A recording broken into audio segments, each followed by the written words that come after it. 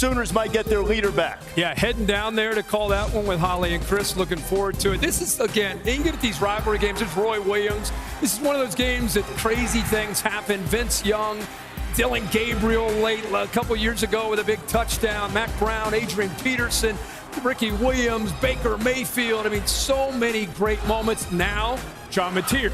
Here, follow through, had the thumb surgery. There's talk this week he's going to try to give it a go. We'll obviously keep an eye on that. Arch Manning, this is a great game for him to kind of put the past behind him, coming off a tough one last week in Gainesville. R. Mason Thomas off the outside. This Oklahoma defense, guys, playing as well as anybody in the country. Be tough for Arch. Ohio State at Illinois. I tell you what, guys, Matt Patricia, man, has done a fantastic job with this defense. They're tops in the nation, only giving up 5 points per game.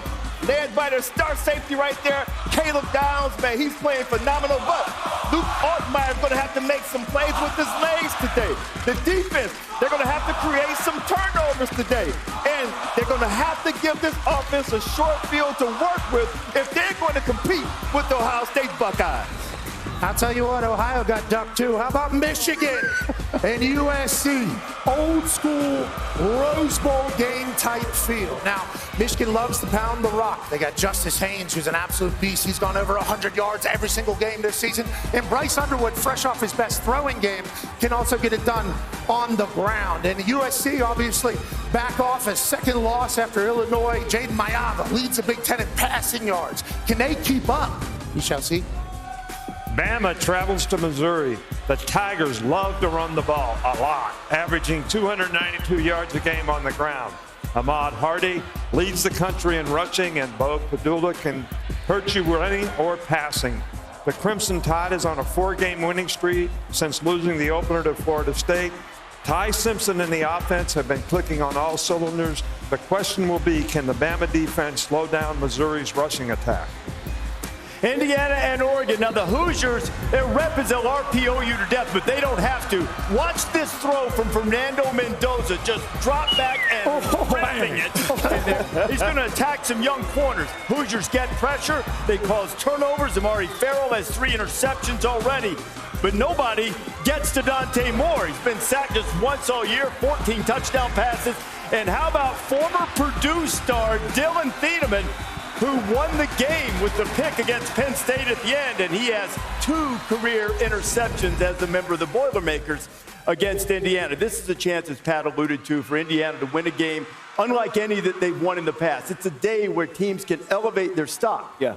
On the flip side of that, you got a team like Texas that's sort of in desperation mode right now. You know, Texas came into the season preseason ranked #1. Their quarterback, Arch Manning, he was an odds-on favorite to win the Heisman, but then they lost to Ohio State. And then last week, they also lost to Florida. So they played 2 Power 4 schools, lost to both. This is a golden opportunity, though, for the Longhorns to get the train back on the tracks. They've been dominated, guys, in the trenches against the Buckeyes, against the Gators. That's what I know. Of course, Arch didn't play well, right? He didn't play great. But when you dig deeper, you start looking at the film, they got dominated at the line of scrimmage. The team that wins the line of scrimmage, that team dictates the rules of engagement. They're going to have to make sure they can control the line of scrimmage. If they can win in the trenches, then I think they have a chance of beating Oklahoma. If they win in the Red River rivalry, Pat, then they can get that train back on the track. I think they can, and certainly coming off that Florida game, they want to do something good. Oklahoma, though, will get more updates from Pete Thamel about Mateer playing. Whenever he was playing, he was by far the best quarterback in the country with the best offense in the country at Oklahoma. And their defense, if it wasn't for Ohio State, would be considered historic. So I'm excited to see what Oklahoma does today against Texas. We all thought we'd be there, I think, before the season with how Texas season has gone. I don't know if we're going to see another game day for a long time there. It is great to be in Eugene, Oregon, baby. Now, another team that I'm excited to watch continue to either prove whether or not they're a national champion, contender, or pretender. First week, the world was caving in on Kalen DeBoer in Alabama. Okay, I just got a chance to watch him against Vandy last week. He won officially goes into the Hall of Fame. He gets a nod from the entire place. It was incredible. Hospitality was insane. Great Jack and Diets in his suite. He doesn't drink them either, so I appreciate him doing that. But Ty Simpson, unbelievable. What he is able to do and how he leads, feels like Alabama is a national champion-like team, and they got another opportunity here against a top 15 team. And that is You know, is Bama back? I guess that is the question that everybody is asking. I think today they can say, we have been, brother. We haven't gone anywhere. Well, this would be a real road test for them at Missouri, no doubt, because the matchup is not perfect for them. They've struggled to stop the run. Missouri is great running the ball. But, the game that interests me is Illinois and Ohio State. Illinois has the opportunity to show that they can step up a level by playing a great Ohio State team. And Luke Altmaier has played outstanding football for them. Over 1,500 yards, no interceptions, only quarterback in the country that's been able to do that. But their defense has been a little bit feast or famine. They make a lot of big plays, tackles for losses, but they give up a lot of explosive plays. So if they're going to reach that level, they need to play a little more consistently on defense. And then Indiana has the opportunity today to show, can they beat a top-ranked team on the road? Yeah. Which is their big deal. Yeah, that's that next step, right? Last year they went to Ohio State. Now they get a chance here. 1-72 against top 5. So Indiana, 1-7. Oh yeah, but they didn't have a football program until. Okay, I'm just saying they're 1-7-2. Exactly. Yeah. And Oregon's won 31 of their last 32 at home. Oh. So there's all that's going on right now. Nice of him to have the Jack and Coke. He doesn't even drink them. Exactly. You thought that you had to give him a tip. Yeah, because I know that was a big story. It was Jack and Diet Coke. Miss Terry I'm trying to probably had that. something to do with that. Miss Terry's the greatest. And if you could ever experience an Alabama football game with That's where you want to be. With Nick Saban, definitely do that. Yeah. It is great. Cops, police escort. I think the governor. I will say this. One thing to remember about Illinois. When Brett Bielema took over for Barry Alvarez at Wisconsin, he was building it and got to a point by year 4 or 5. They played Ohio State. They were number 1 in the country. Came to Madison. They pulled off a huge upset. I'm not saying they're going to pull off an upset. I'm just saying at year 5 with Brett Bielema, he does a really good job with a culture. Great performance by Williams and Jed Fish. Chapel Hill. Not as many referring to it as Chapel Bill these days because the goal has been to build North Carolina into the image of the 33rd NFL franchise. But boy, they have an assistant coach suspended for recruiting issues. They canceled a Hulu series, and now they're issuing statements. Bill Belichick, in the wake of a lot of reports about whether things might change with his status this year, I'm fully committed to the UNC football and the program we're building here. And also a very pointed statement from the athletic director at Carolina, Bubba Cunningham. Coach Belichick has the full support of the Department of Athletics and the university. Now, Pete, this thing was swirling around all week. People lining up things. People talking buyouts. Is Belichick going to stay? Are they going to push him out? What's real? What's happening in Chapel Hill? Well, what's real, Rece, is that those statements signaled short-term commitment from both sides, from UNC and from Bill Belichick. Talking to sources around the industry, the fact that they needed to make statements 5 games into the Belichick era is a signal flare that this is an inflection point for Bill Belichick and North Carolina. Nothing is imminent with Bill Belichick and North Carolina from talking to sources, but it appears at the end of this season there's going to be a crossroads. Either there's significant changes at North Carolina on the roster, on the staff, in the front office. They brought in 70 new players. It simply hasn't worked out. Or there's some type of exit for Bill Belichick at the end of the year. Again, Rece, nothing is expected imminently here. Bill Belichick was actually spotted last night in Stanford Steve's country. He was at a Good Counsel DeMatha game in suburban Maryland scouting. UNC has 36 high school commitments. Bill Belichick and Mike Lombardi have said they're committed to a rebuild. That is not going to be an instant process, so it'll be really interesting to see how things unfold in the next few weeks because the situation right now, simply put, Rece, isn't good. The product on the field has been terrible. I mean, there's no way around that. They have 70 new players this year, might have 70 new more again. You know, it's easy to write this off, Kirk, as growing pains in the first year of an era, but some are wondering if it's not an era, but an error in making that hire. I think the one thing I see is that he might have overestimated his own ability to take lesser talent and elevate it to be competitive because it just hasn't been good on the field so far. Well, I think the big thing is in college football, there's noise, right, on the outside. And you're right. What's going on Saturdays is something they're obviously going to have to get better and better. But from everything I've understood in talking with Coach, it's inside the building. The recruits are staying put. They're not going anywhere. You just heard Pete say he was at 2 high school games last night. The vibe and the energy and the buy-in in the building is quite a contrast to the noise and the speculation and some of the narratives on the outside. At the end of the day, Coach, it's really about just like the NFL. You build through the draft, you sprinkle in through free agency.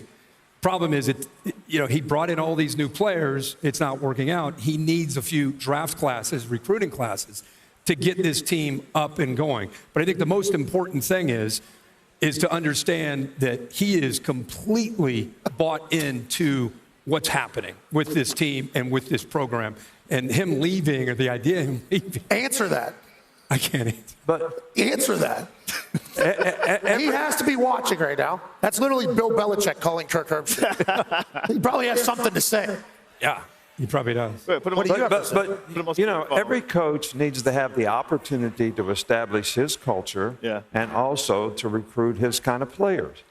First year at Alabama, we lost to ULM. Remember that? Yeah. Remember that? That was a Thursday. Alabama beat them 73-0 this year. We lost to them. On a Thursday. Most humiliating game loss of my whole career. I don't blame you. I get in my car to go home, and I got to stop and get gas. I got no gas. I used to wear my LSU national championship ring. I pay for the gas. Yeah. The guy says, hey, what is that? I said, it's a national championship ring. We're going to do the same thing here. He said, we'll never do it as long as Nick Saban's a coach. So did you give the guy a chance? Wait. Did you go visit him after your 6th or 7th title? Did you go back and say hello after 5, 6, 7 rings? I hope you did. Look, there was an acclamation for Bill. Yeah. I know how organized he is. Probably misjudged a little bit the timing of the first portal window, so they probably didn't get an opportunity. When you change coaches, you're going to lose players. So you got to replace those players, and I think they missed the window, which is probably affecting this year, but they won't miss it next year, and they're doing a great job of recruiting.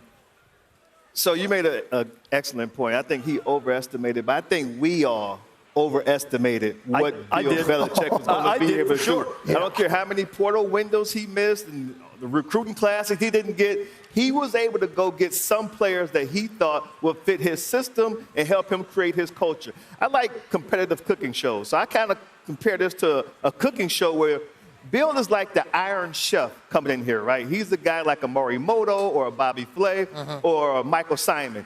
And then there are other chefs. You think that the Iron Chef can just get basic ingredients and he still can make a pretty palatable dish that people are going to enjoy. The problem is he got his ingredients, but the dish has been unpalatable, inedible. Like, you don't even recognize it. And it's not what you expect from a Bill Belichick team. When you look at them on the field, the product is just not what we expected because we made that assumption. Maybe we overestimated just like he did. I potentially utilized my deep history with the show Chopped, which I think you're referring to. Yes, sir. Whenever they just put things in there and you have to make something good. Got the mystery basket. Yeah, with Yes, the greatest sir. NFL coach of all time is the conversation. There's a bunch of stats with Tom Brady, without Tom Brady. Whenever you're losing, people are going to attack you. And the sports journalists, I think, outside of North Carolina certainly have their sources in their story that they're trying to tell. But I think what Pete said there, where industry sources are saying that if you're making a statement 5 weeks into something, it's probably not good. It's like, I think they felt obligated to make a statement because everybody was saying they were leaving. Coach Saban knows this. Whenever you're recruiting, and they're trying to get a lot of high school recruits, they've yet to have a high school recruiting class. You talked about Bill in Maryland. I talked to Lombardi the other day. He was driving through Charleston, West Virginia, trying to get an offensive lineman. So that inside the building, it feels like they are fully committed to ball. Outside, it's very loud. Will their system work through the draft, through recruiting? I mean, that's going to be a 3 or 4 year process. That's my question as we sit here on October 11th of 2025. Will this work? If we thought in August it was definitely going to work. I'm asking you guys, do we have confidence it's going to work? The fact that he's all in, to me, tells me it's going to work. I think his track record suggests that it will. Right. Sure. I mean, now how long it takes, but I think we still agree it's going to work. I think it will. I guess what's the definition of it worked? Getting up there, competing for we're looking at wins and losses, we're looking at championship, and then we need a window of time. Are we talking 3 seasons? We're talking 5 seasons? What are we talking? Well, you made this point. North Carolina hasn't won the ACC since 1980. It's not like they've been winning championships. Good point. That's exactly right. But good coaches coach good players to play well. That's what good coaches do. So you got to give people an opportunity to get the kind of players they want in the program, then see if they can develop them to play the way they want, and then it's fair to make an evaluation. But, Coach, if you're patient with the wrong people, just like if you give the money to the wrong people. Shit out of luck. Yep. That's exactly right, brother. That might be the luck for the Tar Heels for the remainder of this season. Yeah. But Hey, look, how many times have we seen it flip in 1 year in this era of ball? So maybe things normally get a good quarterback. I hope he can turn it around. I really do. It'll be good for the game. It'll be good for the game. Good for Great college the game. football. Absolutely. That we want to first take drive, a moment. Oh, sorry. No, go ahead. That first drive in North Carolina, we were there. We were there. That would be great for college football. I mean, you got Michael Jordan there. You had Randy Moss there. That's P.D. right. Pablo was performing. Exactly. I mean, it was a good 16 minutes. Yeah. Right there. Hey, they want it. They want it. Yeah, see if they Now get see it. if they can deliver. Badass. Great kids, terrific family. Badass. And we're here at the DoorDash dashboard to do the grab bag variety of topics that we can touch on. They don't know what question is coming. Kirk, you're up first. Wow, you get to start this week. Oh, don't give me who's the best team.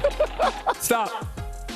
Oh, yeah. Should Oregon be ranked number one? They gave him like an underhand softball pitch. What do you think? Bro. Clock is rolling, Herbie. Kirk, please. Ohio State guy here. That's right. Are you going to dunk that alley-oop or I what? think the most, you guys get your chant ready. I think the most complete team so far was the team they played in the Rose Bowl last year. I think Ohio State's been the most complete. I knew that was coming. Okay, so we what? Hey, you think they didn't like that? You know who I have ranked number one? Who? Former Oregon head coach Mario Cristobal and the Miami Hurricanes. That's a good call. I'm with you. Yes. Stop. We have an undefeated national championship this season. Man, I was thinking about, you think you guys can run the table, huh? Wait a minute. I just think that it's too competitive now with NIL and the portal. Teams are getting stronger. I think the last undefeated national championship team we will see would have been the Wolverines. That's it. So I don't think any team that gets to the national championship game this year is going to be undefeated. You look ahead at Drop some of the the hammer schedules of some of these teams that I mean, are hey, undefeated listen, currently. like we It's did last week. We talked about it last week. All is not lost. Ohio State lost 2 games last season, but then they went on a run and ran it all. Exactly. So they Just won it all. tough. It's a tougher journey to the top. It is. Now, Longer. All right, Yeah. Pat, what do you say, kid? which team has a better chance to make CFP, Texas or Penn State? Ooh, that's a good great one. question. about That this? is a What great was it? question. Preseason 1 and 2, now unranked. Yeah, and also Texas takes on a tough Oklahoma team, and them, the hell happened to UCLA, dude? What's That going can't be on happening here? They lose to a very tough, gritty Oregon team at home during the whiteout. And Lost twice to Oregon. You would Lost twice to have Oregon. heard Penn Staters say, we expect to lose that game. Right. They lose to UCLA. Penn Staters go, this is it. We're done. Let's get out of here. So on that note, I think they have a better chance because they might be done. But neither of them are going to end up making it, which is why I'm thinking about the preseason rankings as we got it. So you say both are out. Yeah, because they Both are still out. got A&M. They still got Ohio State and even Iowa. I mean, there's a lot of... Very true. Okay. All right, Coach. Stop. Oh, That's the best thing. Play to the crowd. Play to the crowd. no, you tell the truth. All right, so I think potentially, This guy. John Mateer at Oklahoma If he's healthy. has been injured. If he's healthy, he has the opportunity maybe to be that. But I think these two quarterbacks playing here today, Dante Moore and Fernando Mendoza, Yes, sir. both have the opportunity to be the number one quarterback, but nobody has done what Ohio State's quarterback, Julian Saint, is completed 80% of his passes.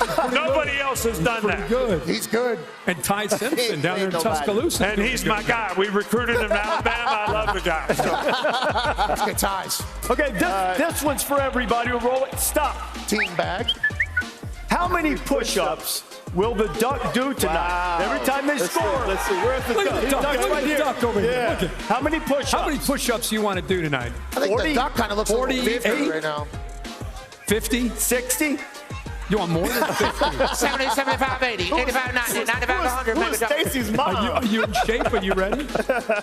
What's this, Stacy's mom? Who is Stacy's mom, though? She's got it going on. She does. Yeah, she's all I ever wanted, and I've waited so long. Oh, you know everything. Can't you see? There we You're go. not the girl for me. All right, No, Pat. it might be wrong, Pat, but I'm in love with Stacy's mom. That's home field advantage in college football. I saw that whiteout. You'd say that's got to be the best. They lose. Yes. You go in between the hedges. They had 22 straight or 33 straight. They lose. Yep. You go to Washington. They had 22 straight. They lose. The West Virginia Mountaineers home field advantage is certainly difficult. That's huge. But I'll tell you what. There's no place like Autzen and Eugene. Tennessee was awesome. Alabama was awesome. LSU was awesome. There's a lot of great. It's what makes college football so special. It is the greatest fan bases that we have in American sports. But there's a lot of them, and this is certainly the one that we're looking forward to the most today. A lot of wins here. 31 of 32. 31-1. Most underappreciated team in college football. Wow. We've talked about the Red Raiders, but I just think on the big landscape of college football, not enough people are talking about Texas Tech. I think Texas Tech is probably the most underappreciated team in college football. Good one. Yeah. I agree. You guys got one? I think they're that team that's going to show up. Keep going. Continue to show up. How about they Ole play Miss? really well. I love their style of Miss play, is and I think it's sustainable throughout the rest of the season. That's what I like about it. I like Ole Miss. Ole Miss doesn't get a lot of chatter. A&M. Yeah, you know, Lane. Indiana will never get. BYU, no one. Unbelievable. Missouri, 4. What do you got? Well, It's the most teams. Which in the team, which CFP. conference is the most teams in the playoff? Here's the graphic. Take some choices. Here's one or two. Here's maybe two here. This is the question. I mean, how many teams we have ranked here? I think it's the SEC. Right? I mean, I think they're going to beat up on each other. They're going to beat up on each other. Right. Yeah. I think the depth of the SEC, I think it's pretty obvious. Yeah, I think that's the issue with how you pick the teams is look at all the teams you got ranked in this conference. They're going to play each other, beat each other up relative to the other conferences, a little more top-heavy, which I think we have to get to a system which doesn't just penalize you for a loss. All right, we've got time for one last one. One last one. We got Better movie, Hoosiers or Animal House? We should have came out and told them. I've seen both of these. Okay, I watched both of these movies, and obviously I live in Indiana, so Hoosiers is spectacular, and it's a state of basketball and everything like that. It's hard not to get past. Hey, hey, hey, hey, hey, hey.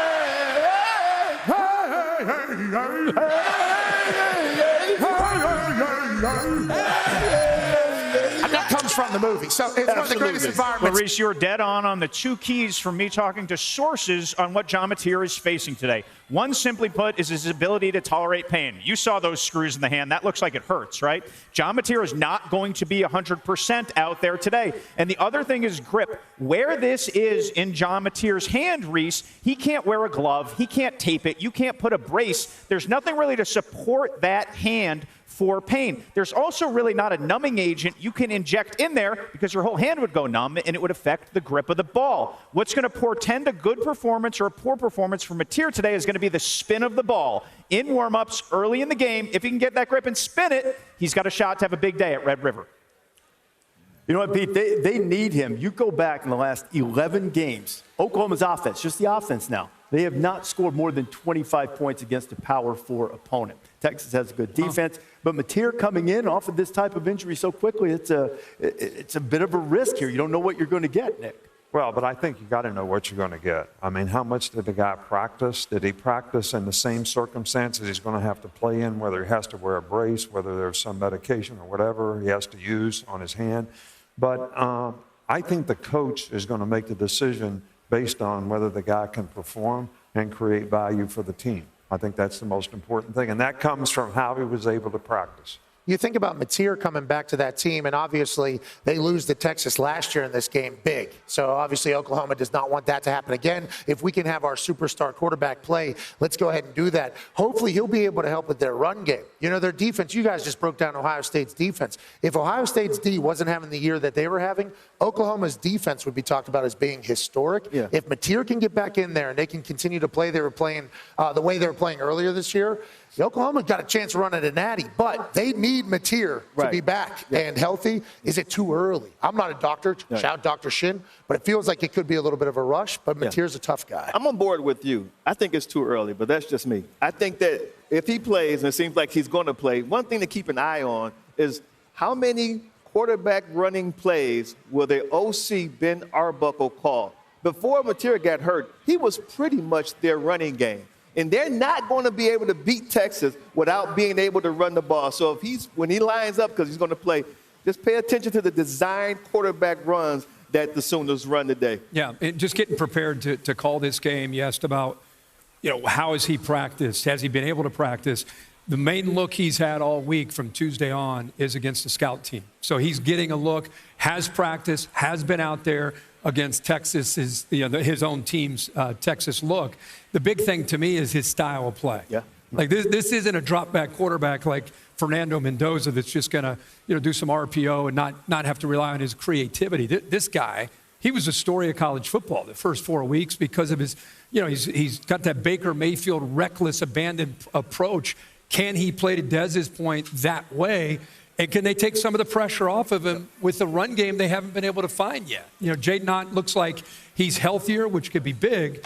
But, Nick, Coach, I want to see how they handle him, and can this kid go the whole game? Yeah, well, the big thing is nobody talks about Texas defense. You got two different preparations here. These two guys, Michael Hawkins, and John Mateer, they're different guys. Yeah. Hawkins is a perimeter guy, throw the ball outside. Yeah. Mateer is more of a downhill guy, throw the ball inside. So it's a different preparation for Texas altogether as to who plays quarterback. Giovanni Gibson being back is huge for Oklahoma. Best receiver when they left spring. Haven't really had him all year. He came back a little last week.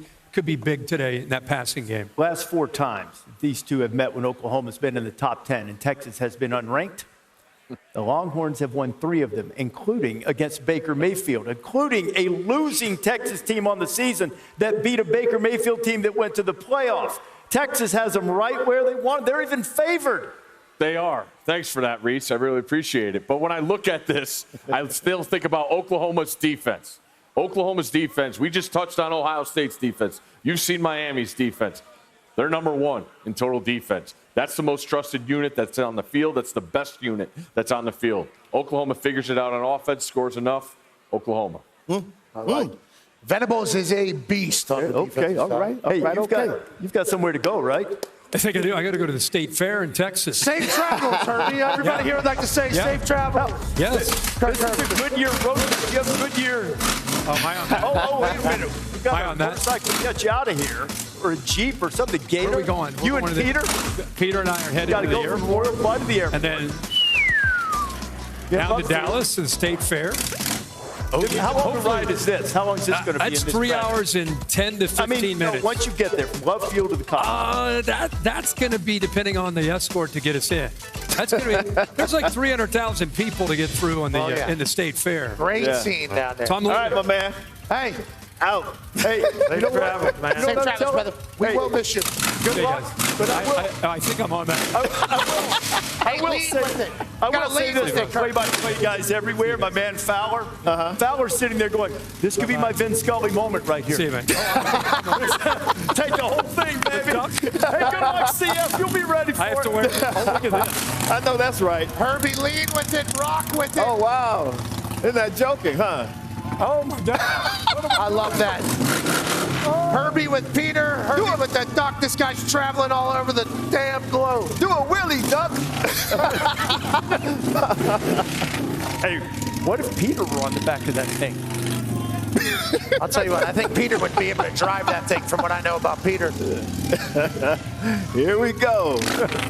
Hey, we're going to continue to follow along with Kirk. We're going to take him all the way out to the airport. I think we've got the great Wi-Fi on the plane. Kirk's going to chime in from the plane. He's going to make picks. I'm not sure if he has the great Wi-Fi on the plane. Our friend Missouri head coach Eli Drinkwitz Drink, I mean, I think the first place to start, you've got on the white hoodie of death instead of the black hoodie like DeVore wears. And are you going to keep that on, or are you going to go Dan Lanning and show us some chest?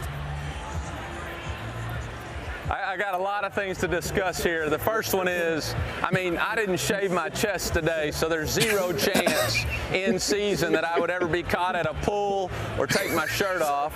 And then secondly, we're 5-0 in this hoodie. There's no damn chance I'm not wearing this. So we'll just have to see which hoodie has more power. Hey, Drink, wanted to ask you if I could. Your running game and Alabama's run defense, obviously a key to this game. What are your thoughts on that matchup, and what are the keys for you guys to have a good day to open up your RPO game? So casual there. Well, yeah, I mean, I think that's the biggest question. The biggest question I had is I can't see anything. I mean, I keep hearing you talking to Pete, and I don't know if that's Pete Thamel in the car with you or Pete, your dog. So it's been kind of weird, but I'll say this. As far as the run game goes, you know, we're going to have to be stubborn about it. I know they're going to try to pack the box. They're going to play heads front. They're going to try to penetrate with the twos. We're going to have to make sure we have enough gap scheme in there and enough guard pull RPOs to get that safety number 18 out of the box. And that's really going to be the determining factor of the game is, are we able to make them play split safety? If they can play single safety, can we get the outside zone going enough that we're making that free hitter hit from about 12 yards deep? Eli, when I talked to you before the season and asked you what you thought the most important thing for your team was, you said commitment to execution was going to be the key to your success. Are you pleased with the way your team has made that commitment so far this year? Yeah, you know, I think, Coach, you're exactly right. Our guys have been committed to trying to improve every week. And, you know, whether the score's the score, they go in there and they say, we're not happy with this part of our performance. We're not happy with this part of the performance. You know, obviously in this game, Alabama's ability to throw the ball against our secondary and our ability to create pass rush is what this game's going to come down to. Can we prevent explosive plays early in the game and allow our run game to get going? You know, that's really what it's going to be about. Coach, thanks for doing this. This is Desmond Howard. Could you talk to us about your running back, Ahmad Hardy, and what motivates him? Man, Ahmad's such an outstanding kid, and he's not a kid, he's a man. The thing that he told in front of our team, we had a commitment ceremony to start the season. He got up in front of the team and said, I do this to make sure my mom doesn't have to work. I saw her struggle her whole life. He's got a purpose bigger than his passion and his talent, and I love watching the way he plays. He's got incredible work ethic and toughness, and he runs the ball angry, and that's always the toughest guy to tackle. Coach, thank you for joining us. Obviously, back-to-back double-digit win seasons. Now you're 5-0 in that white hoodie. You look amazing. Good moxie. Now, there's been some conversation by a couple of us up here about the strength of schedule thus far. Now, obviously, you don't pick who you play. You have to play who's on the schedule. But what do you know about your team, and what are you looking to find out about your team today, if you had to kind of summarize that a little bit?